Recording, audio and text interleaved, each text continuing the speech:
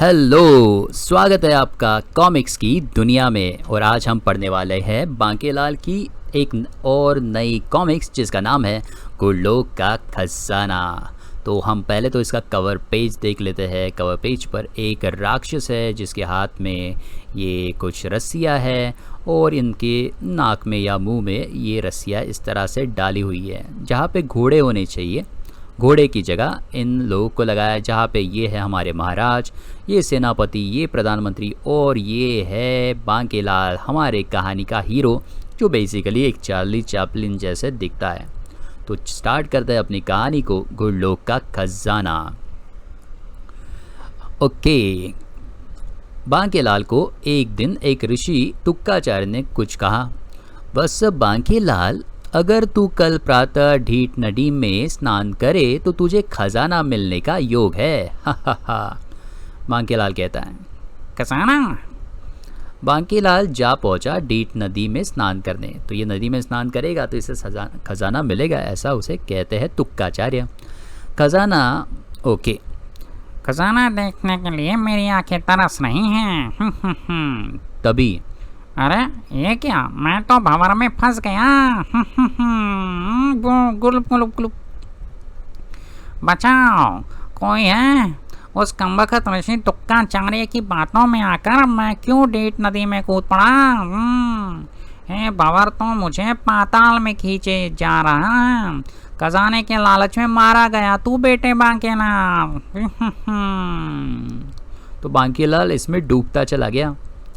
बांकेलाल एक स्थान पर जाकर गिरा तो अंदर जाके पानी के नीचे एक स्थान पर पहुंच गया। अरे ये क्या, ये कैसी जगह है? तो पानी के नीचे बांकेलाल को एक महल दिखता है। यहाँ पे दो सिपाही है। यहाँ पानी में मेरा दम भी नहीं घुट रहा। मैं आराम से सांस ले पा रहा हूँ और बोल भी पा रहा हूँ। पर ये दोनों कौन हैं? ये जलमहल किसका है? ये सैनिक बात कर रहे और बांकेलाल इस पत्थर के पीछे छिपकर इनकी बात सुनता है। दो सैनिक कहते हैं, घोड़े जैसी शक्ल वाले ये दो सैनिक हैं। गुल्लोक का खजाना खतरे में है, जल रक्षक जलोटा। दूसरा वो कहता है, अरे ये दोनों किस खजाने की? बांकेलाल सोच रहा है पीछे से, पत्थर के पीछे। ये देखिए बांकेलाल यहाँ से छिपके सोच रहा है, अरे ये दोनों किस खजाने की बात कर रहे हैं? तो वो बात करना स्टार्ट रखते हैं। पिछले 1000 वर्षों से हम दोनों गुल्लोक के खजाने की रक्षा में तैनात हैं, ऐसे सैनिक बात कर रहे हैं। और ये खजाना इस जल महल के तीन दरवाज़ों के पार एक रथ पर रखा है। तो ये रथ है, रथ पर है खजाना, इसकी वो बात कर रहे हैं। रथ से जुता है आलीशान घोड़ा अश्वदुलती। खजाने को ये वरदान है कि जब तक दुलती रथ से जुता है तब तक उसे कोई हाथ नहीं लगा सकता। मतलब इस खजाने को जब तक ये घोड़ा चिपका हुआ है तब तक इसे कोई छू नहीं सकता। अगर घोड़ा चला जाए तो ये खजाना जो किसी को भी मिल सकता है। तो आगे चलते हैं। दूसरा सैनिक कहते हैं, लेकिन शायद खड़े खड़े तंग होकर अश्वदुलती कल रात्रि मछली वेश में रथ छोड़कर फरार हो गया। तो ये घोड़ा भाग चुका है। अब अगर कोई रथ से जुट गया तो वो खजाना उसका हो जाएगा। मतलब घोड़े की जगह जाकर कोई खड़ा हो गया तो वो खजाना उसका। दूसरा सैनिक कहता है, लेकिन फिर रथ से जुतने वाला व्यक्ति भी तो अवश्य अश्व बन जाएगा, यानी घोड़ा। तो अगर घोड़े की जगह कोई खड़ा हो गया तो खुद भी घोड़ा बन जाएगा। वो तो तब ठीक भी हो जाएगा जब अश्वदुलती उसके सामने पड़ जाएगा। असली चिंता तो खजाने की है। खजाना उस सूरत में अश्वदुलती को नहीं मिलेगा। तो ये बात करते हैं, तुम बेकार ही चिंता कर रहे हो। खजाने तक पहुंचना आसान नहीं। उस तक पहुंचने के लिए 3 द्वार पार करने होते हैं। प्रत्येक द्वार पर एक एक शक्तिशाली रक्षक तैनात है और फिर प्रत्येक द्वार को अलग अलग व्यक्ति ही खोल सकता है। मुझे उम्मीद है अश्वदुलती घूम फिर कर थोड़े ही दिनों में वापस आ जाएगा, फिर सब ठीक ठाक हो जाएगा। तो अश्वदुलती भाग गया है और ये दोनों बातें कर रहे हैं। फिर हम दोनों भी तो है, ही। तो दूसरा सैनिक कहता है, हम दोनों तो है, लेकिन परंतु हम दोनों किसी को महल में जाने से रोक नहीं सकते। अगर कोई हमें नमस्कार कह दे तो हमें उसे भीतर जाने का मार्ग देना ही पड़ेगा। ही। मतलब सिंपल है, इन दोनों को कहना है नमस्कार, फिर ये दरवाज़ा खोल देंगे, जाओ अंदर, कोई टेंशन नहीं, खजाना ले जाओ। यह सब सुनते ही बांकेलाल तो खुशी से नाच ही उठा। मारा पापड़ वाले को ऋषि तुक्का चारे का कहा सत्य हो गया, मुझे खजाने का पता लग गया। बांकेलाल सोचता है, चल बेटा बांकेलाल, खजाने से लदे रथ से जुट जा, उसके बाद सारा खजाना तेरा। मगर अचानक कुछ सोचकर बांकेलाल ठिठक कर रुक गया। बांकेलाल सोचता है, बांकेलाल मूर्ख, ये तू क्या कर रहा है? खजाने के द्वार तो तू खुलवा लेगा, परंतु अगर तू रथ से जुट गया तो तू फौरन घोड़ा बन जाएगा, फिर खजाना तेरे किस काम आएगा? फिर बांकेलाल सोचता है, अगर किसी तरह मैं मुच्छड़ को रथ से जुतवा दूं, मुच्छड़ मतलब राजा, राजा विक्रम सिंह, जो पोस्टर पे कवर पे था। बांकेलाल चाहता है कि राजा मर जाए, उसका सारा राज्य इसे खुद को मिल जाए, तो ये हमेशा उसको मारने के चक्कर में रहता है, तो वही उसकी की ये बात कर रहा है। अगर बात करते हैं हम भी, अगर किसी तरह मैं मुच्छड़ को रथ से जुतवा दूं तो घोड़ा बनेगा मुच्छड़, मुच्छड़ घोड़ा राज सिंहासन पर बैठ नहीं पाएगा, तब विशालगढ़ का राजा बनूंगा मैं, और रथ का सारा खजाना भी मेरे ही काम आएगा। तो ऐसा बांकेलाल का प्लान है। तो मारा पापड़ वाले को अब बनी बात।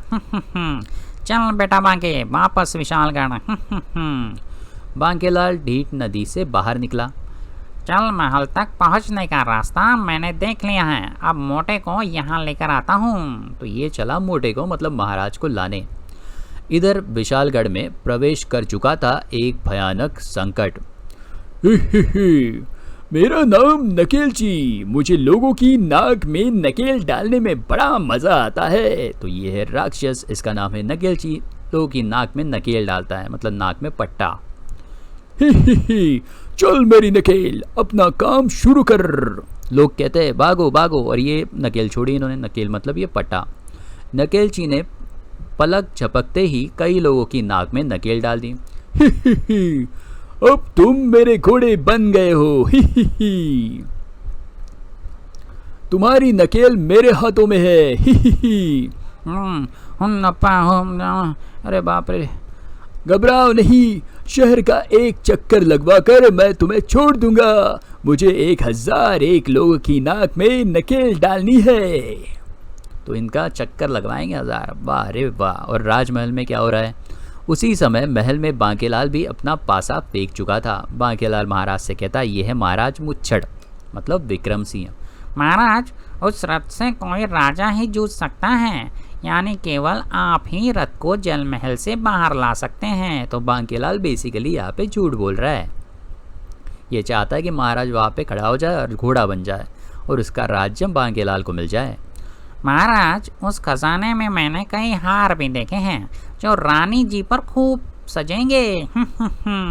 रानी कहती है, महाराज फिर तो जल्दी से खजाना लेने चाहिए। सेनापति कहता है, किंतु बांकेलाल उन 3 द्वारों को कौन कौन खोलेगा? तो मंत्री आता है बक बक करने के लिए।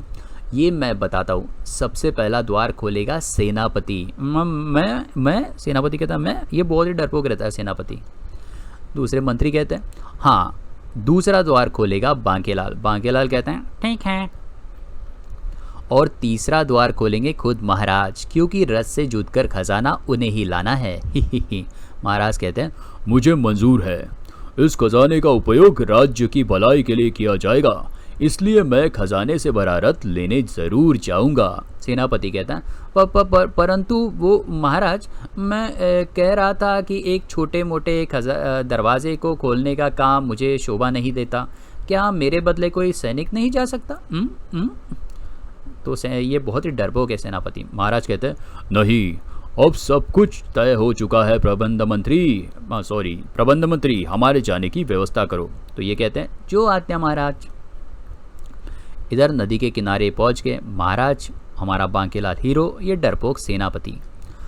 जल्दी ही एक रथ पर सवार होकर तीनों ढीठ नदी के पास उसी स्थान पर पहुंचे। बांकेलाल कहता है महाराज, यही है वो स्थान। नदी में दिखती उस नकीली चट्टान के पास डुबकी लगानी होगी। उस चट्टान की जड़ में पहुंचते ही जलमहल दिखने लगेगा। तो यहाँ पे जंप करना है। जैसे ही नीचे पहुंच जाएंगे पानी के नीचे तो उसे जल महल दिखेगा।